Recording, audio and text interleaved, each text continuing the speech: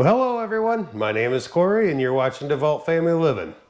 So today's the day after Christmas and we got one of those gifts that's just going to take just a little bit of assembly to do. Both our kids and my daughter's boyfriend went in on a gas griddle that we've been looking to get one and just not sure which one to buy. We really haven't done that much research on it, but they went ahead and made the decision for us and picked us up one for Christmas. So today we're going to go ahead and try to get this assembled and take you along with us for the process. So what we have here is the 4-burner 60,000 BTU gas griddle from Sam's Club. It's a Members Mark brand. And we're going to go ahead and get this thing unboxed, lay it all out on the table, and give you a little step-by-step instruction putting it all together. Now, if you've watched any of my previous videos, you'll know I'm not a huge fan of unboxing videos, but I will give you a little shot of what it's packed like inside. I've already got the tape opened up. I've taken the manual out just to give it a brief overview so I kind of know what I'm talking about when I'm doing this video. If I need any help, my little dog Mill here, she'll help me out and keep me straight. But let's get her opened up. I'll give you a little quick view of how it's packaged. Take this stuff out, put it on the table, and get started on the assembly.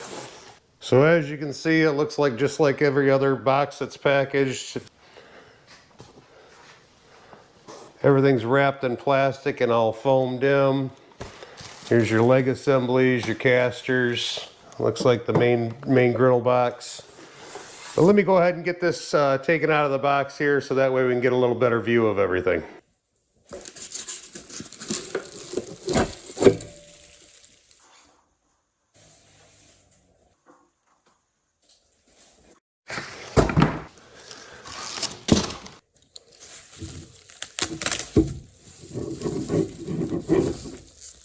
Alright guys, after all that, this is what we got here.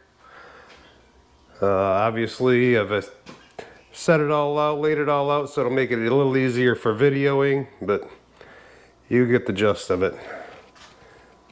That's all your little brackets that came in the box, the 2 shelves, the handles, the cover. There's the manual there. And over here we have the lower shelf and the griddle itself. So I did forget to mention that they do recommend the tools for this would be a Phillips head screwdriver. By looking at this, I can suggest that you probably grab a long Phillips head screwdriver. I'm going to try a screw gun, although I don't think it's going to work on a lot of portions of this because of the tight 90-degree angles. And they also recommend a crescent wrench. So I've got these set up here. The first pieces that you're going to need for your right front and right rear legs are going to be number 13, which is the bottom one here, number 21, which is the top, number 14, and number 18 for the sides. I've already started the screws in on this. I'm going to go ahead and get those screwed in now. They do actually put Loctite on these screws, which is a good thing. There's a screw here, and 2 screws on this bar here. I'm going to go ahead and get those tightened up and we'll move on to the left side.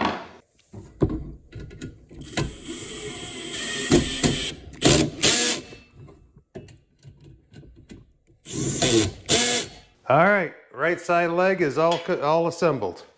We'll go ahead and set that back here. Move on to the next steps here, which is going to be the left side front and rear leg assembly.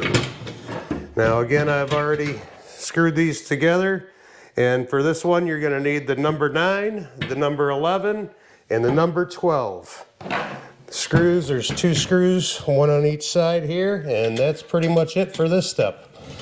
We'll go ahead and get these tightened up and move it on to the next step. So something just worth noting on these, make sure you look at the pictures very carefully. These tabs need to be closest down to in this case, to the bottom of the table. There's also 2 bolt holes on this side of the number 12. Those need to be facing down and your tabs up here, just as it's shown in the picture, because otherwise you're going to be taking it all back apart and putting it back together again. Don't ask me how I know this already. All right, so now that we got the left and right leg assemblies assembled. Now the next step is to go ahead and put in our what they call the cart beams. They are both marked as number 20. Again, you are going to want to pay attention to the way these are situated in the picture if you're just following the pictures. Or like I said before, hopefully I'm giving you good enough instructions that you won't have to make the same mistakes I did. Fortunately on this one I was a little more careful. This one does require 8 screws. You got 2 screws in each leg. Here and here, I've already started mine. I will tell you right now, if you do have somebody that can help you do this, I would recommend that you have them help you, because it is a little tricky to try screws lined in without cross-threading them.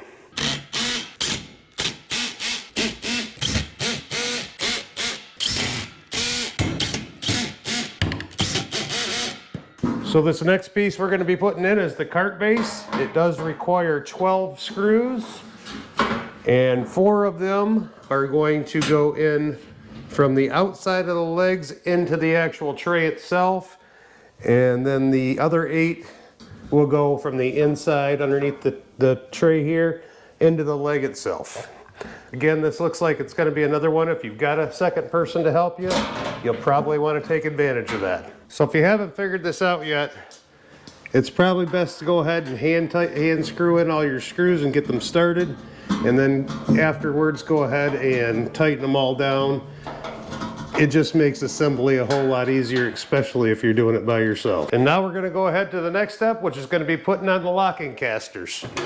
Now these, the left side wheels here were already on when I opened the box up, and the right ones, this piece here is going to be threaded, and then you will need a wrench. They call for a crescent wrench when putting this together, but you'd have to have a pretty small crescent wrench in order to get in between there. So I'm going to go ahead and say get a 16mm open end wrench.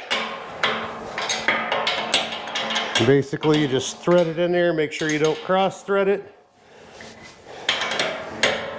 And get on there. This is going to even be really tight with an open end wrench, so I'm not sure how they anticipate that you get this tightened down really good, because you can't even get a wrench in there, to be honest with you. So a little trick I did figure out while I was doing this is if you lock this wheel, it does have a lock spot on the caster and you can turn them in by hand. However, if you put too much pressure on trying to turning it, it will kind of break the teeth inside. It doesn't actually break them, but it makes them skip and it will wear them out. If you press down on it really hard and turn, you can probably get the wheel tight enough to get it tightened up anyways. All right, the next step in the process is to attach the tank holder, which is number 17, and also the little peg that goes down at the bottom to actually hold the tank in place. You do want to put it so this is up, facing upward, and then the hook is obviously where your tank will hook onto the side here. And I believe the little lip of the base of the tank will go down to the bottom right there.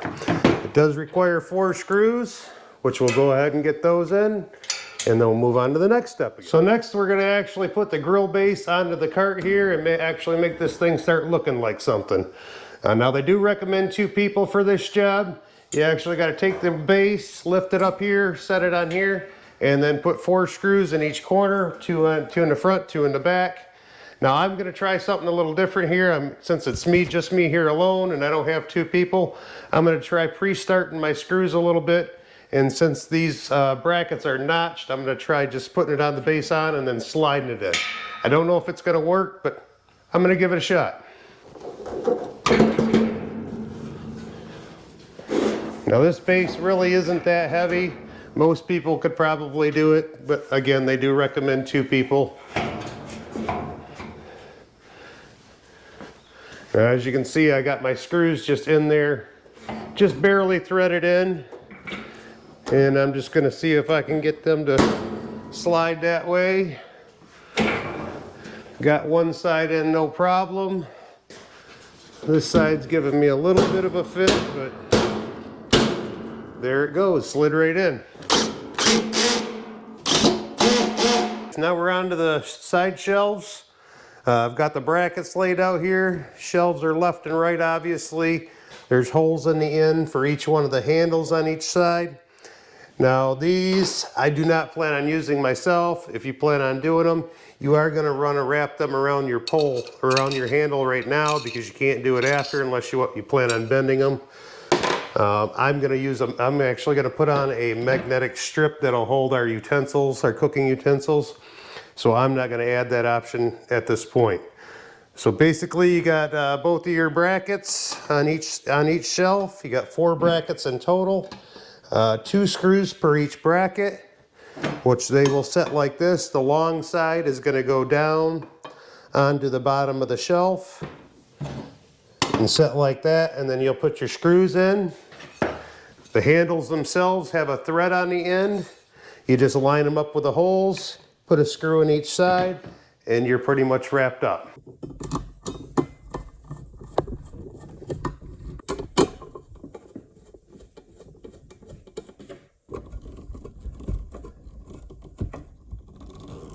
So as you can imagine, the next step is to go ahead and attach the side table to the base of the grill. This would also benefit from having 2 people.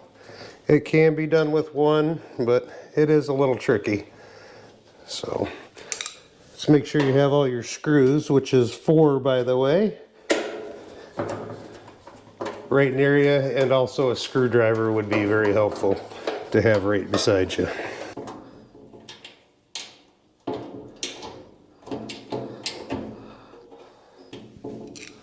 All right, so we only got a couple more steps to go, and we're gonna take our grease drip tube, or what they call a number 8. It's got to go in here with 2 screws.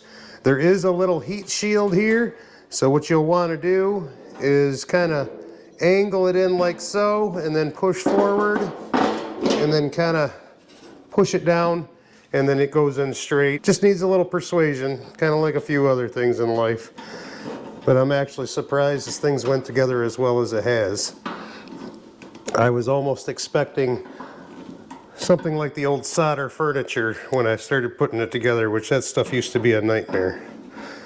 But anyways, we'll get this part put in, and then I believe the next step is to actually get the adjustment bolts on the griddle itself, and then place that on the unit here itself. All right, so for the next step, our back two stems here are threaded, and here is the adjustment feet for them. Basically, you thread them on, and this will adjust your height when you set it into your cart, in the holes in your cart. That way you can allow your grease to drain down into that hole and down to the grease tube and then to the grease tray. So you just basically just screw these on and then adjust them as needed, which I'll do that once I actually get it on the grill. It'll probably be a little easier at that point. And now for the last step, and one that probably should be done with 2 people. That, like I said, that griddle is extremely heavy. Unfortunately, like I said before, I don't have anybody here. So it is the last step, and I'm kind of pumped to do it, you know what I mean? So anyways, one thing I would recommend before you actually go ahead and put the griddle, excuse me, go through your screws in here. I found several that were loose from what the factory assembled. Just to be safe, because hate to see you get it all together and then have to take it all back apart and just to tighten down somebody's mistake.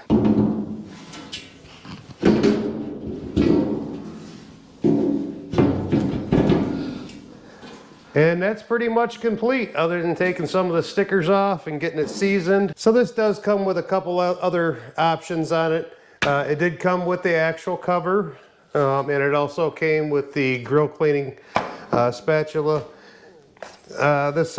We're probably going to get a whole kit for it. We actually ordered it already, and we have also ordered a hard top for the actual griddle itself, because this will be sitting outside most of the time, and I don't want it to get all rusty. Obviously, if you keep it oiled well enough, it won't rust anyways, but it'll help it last longer either way. So that's going to wrap this video up. If you have any comments or questions, please go down below, leave them in the comment section. If you like this video, please give me a thumbs up on it. And if you like videos like this, please subscribe to our channel. We appreciate your time. Hope you had a great Christmas.